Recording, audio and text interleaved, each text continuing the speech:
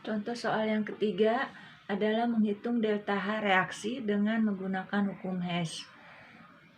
Untuk menghitung delta H reaksi dengan hukum Hess, kita tidak menggunakan rumus, tetapi dari pernyataan hukum Hess bahwa besarnya delta H suatu reaksi itu tidak ditentukan oleh jalannya reaksi, tetapi ditentukan oleh keadaan awal dan keadaan akhirnya. Nah, contoh soalnya seperti ini. Jadi nanti yang diketahui bukan data delta HF atau data energi ikatan. Jadi yang diketahui nanti di sini beberapa reaksi, minimalnya ada 2 buah reaksi diketahui di sana. Nah, kalau diketahui beberapa reaksi, kalian jumlahkan saja. Kemudian hasilnya adalah besarnya delta H reaksi itu. Nah, untuk hukum Hess sebenarnya sama saja dengan datanya. Kalau di dalam reaksi yang diketahuinya itu adalah reaksi pembentukan, itu sama saja dengan menghitung delta H menggunakan rumus data dari delta HF, ya. Tapi kalau misalnya kalian tidak bisa menghubungkannya, contohnya seperti ini, ya. Misalnya diketahui perubahan entalpi untuk reaksi pembentukan CH4, CO2, dan H2O adalah sebagai berikut. Nah, jadi ini diketahuinya beberapa buah reaksi, ada beberapa reaksi, ya. Ini ada 3 reaksi diketahuinya. Kemudian tentukan perubahan entalpi reaksi dari reaksi ini, ya. Reaksi pembakaran CH4 ditambah O2 menjadi CO2 ditambah 2H2O, ya. Koefisiennya udah sama di sana, tinggal kita jawab. Nah, soal seperti ini kalau yang diketahuinya beberapa reaksi, berarti kita gunakan hukum Hess, tidak menggunakan rumus. Untuk menghitung delta H dengan menggunakan hukum Hess, caranya adalah dari reaksi-reaksi yang diketahui, kita sesuaikan dengan posisi zatnya, kita sesuaikan posisi zat dengan koefisien itu, kita sesuaikan dengan yang ditanyakan. Nah, kalian bisa menentukan delta H-nya seperti waktu pembelajaran hubungan antara koefisien dengan delta H. Jadi kalau reaksinya dibalik, berarti tandanya juga kebalikannya.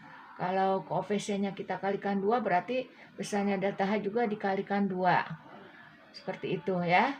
Jadi misalnya seperti ini, kita lihat CH4, ya. Misalnya satu-satu dulu, satu zat CH4. Nah, zat CH4 itu kalau kita lihat senyawa CH4 ada di reaksi pertama. Nah, kalau kalian lihat di reaksi pertama CH4 itu posisinya berlawanan. Kalau yang diketahui itu sesudah anak panah, kalau di sini sebelum anak panah, ya. Jadi untuk menjawabnya, untuk reaksi pertama kalian harus balikan reaksi itu supaya posisi nanti CH4-nya ada sebelum anak panah. Jadi untuk reaksi pertama kita balikan, ya, kita balikan posisinya, koefisiennya sudah sama, ya. Jadi kita tidak usah mengubah reaksi yang pertama koefisiennya, hanya reaksi yang pertama itu kita balikan menjadi CH4 menjadi, ya, dari CH4 menjadi C ditambah 2H2, ya. Nah, delta H-nya karena dibalik berarti berubah menjadi positif. Menjadi positif. Positif 75 kJ, ya. Kemudian kita lihat yang lainnya. Nah, di sini O2. Kalau O2 ada 2 reaksi yang diketahui. Jadi untuk O2-nya kita tinggalkan saja. Kita lihat yang lainnya saja yang kira-kira ada di dalam reaksi yang ditanyakan dan yang diketahui, ya. Misalnya CO2. Di sini CO2 kalau kalian lihat ada di reaksi yang kedua, ya. Nah, kalian lihat yang diketahui dan yang ditanyakan, ini CO2, ya. Posisinya yang ditanyakan sama dengan yang diketahui di sini. Jadi untuk reaksi yang kedua ini koefisiennya juga sama, ini 1, ini 1. Jadi untuk reaksi yang kedua ini kalian tidak usah merubahnya, posisinya tetap seperti yang diketahui, ya.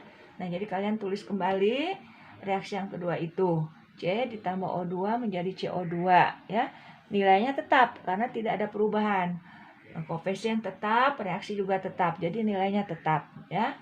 Nah, kemudian kita lihat lagi zat mana yang ada di reaksi ketiga. Nah, kalau kalian lihat itu H2O, ya. H2O, lihat H2O ini ditanyakan ada di H2O yang ditanyakan ada di reaksi ketiga, ya, yang diketahuinya. Nah, jadi kita tinggal menuliskan reaksi yang ketiga. Reaksi yang ketiga itu H2O posisinya sama, ya, dengan yang diketahui dengan ditanyakan sama, hanya koefisiennya berbeda. Kalau yang ditanyakan 2, kalau yang diketahui 1. Artinya nanti yang kamu tuliskan di reaksi ketiga itu kamu tulis tetap posisinya seperti ini, hanya koefisiennya kita kalikan 2. Kita kalikan 2 ya. Nah, ini tetap dulu, dari yang tetap itu kita tulis H2 ditambah setengah O2 menjadi H2O, ya. Nah, karena yang ditanyakan 2 koefisiennya, berarti reaksi yang ketiga ini kita kalikan 2 koefisiennya supaya nanti didapatkan hasilnya 2 koefisien untuk H2O-nya, ya. Jadi koefisien yang ini kita kalikan 2. Nah, berarti ini 1 kalikan 2, yang ini setengah kali 2 jadi. Untuk reaksi yang ketiga, kita lihat H2O. Untuk H2O-nya posisinya yang ditanyakan dengan yang diketahui sama, ya. Hanya untuk yang ditanyakan koefisiennya 2, yang diketahui 1. Artinya nanti kamu tuliskan di yang reaksi ketiga itu posisinya tetap seperti yang diketahui, hanya koefisiennya kita kalikan 2. Nah, ini yang diketahuinya seperti ini, ya. Nah, karena koefisiennya supaya 2 untuk H2O-nya, berarti koefisien untuk reaksi ketiga ini kita kalikan 2 semuanya. Ini 2 kali 2, ya. 2 kali 1 2, ya. Ini setengah kali 2 berarti 1. Yang ini 1 kali 2 berarti 2, ya. Nah, berarti besarnya delta H juga itu kita kalikan 2 yang di sana. 2 kali min 286 sama saja min 572, ya. Nah, setelah itu kita satukan, kita jumlahkan reaksi-reaksi yang sudah kita ubah ini, ya.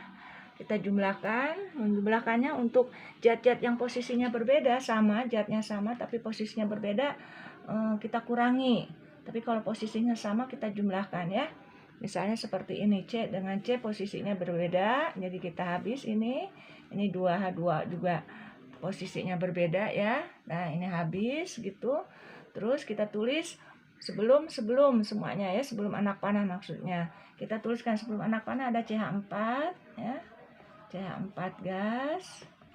Kemudian ada O2 nih, sebelum anak panah O2 posisinya sama, berarti kita jumlahkan, berarti 2O2 gas, ya. Kemudian ada CO2 sesudah anak panah, sebelumnya sudah semua ditulis, sesudah anak panah tinggal sesudah anak panah ada CO2 dan ada 2H2O gas, ya. Ini 2H2O gas gitu. Kemudian delta H-nya adalah besarnya delta H itu adalah jumlah dari seluruhnya, jumlah seluruh dari itu. Karena reaksi yang kalian lihat, reaksi yang diketahui, yang ditanyakan ini hasil dari penjumlahan 3 reaksi ini sama dengan reaksi yang ditanyakan. Ini lihat sama, ya. Berarti delta H-nya adalah jumlah dari delta H yang sudah kalian ubah ini. Berarti kita tinggal jumlahkan delta H-nya ini. Delta H-nya hasilnya kalau kita jumlahkan, ya, ini kalikan 2 dulu, kita jumlahkan adalah min 891 kilojoule. Nah, jadi jawabannya besarnya delta H dari reaksi itu dengan menggunakan hukum Hess, hasilnya min 891 kilojoule. Nah, seperti itu menghitung delta H dengan hukum Hess, ya, kita jumlahkan reaksi-reaksi yang ada sehingga menghasilkan reaksi yang ditanyakan. Nah, untuk soal yang di perkayanya atau di yang agak tidak dijelaskan di sini, yang diketahuinya, reaksi yang diketahuinya dalam bentuk gambar. Nah, nanti dalam bentuk gambar kamu tuliskan lagi reaksi-reaksi yang diketahuinya, ya. Nanti di gambar juga ada anak panahnya. Kalau sebelum anak panah kita tuliskan sebelum anak panah, sesudah anak panah kita tuliskan sesudah anak panah. Nah, untuk menghitung delta H reaksi dengan hukum Hess seperti ini, mudah-mudahan kalian mengerti apa yang Ibu jelaskan.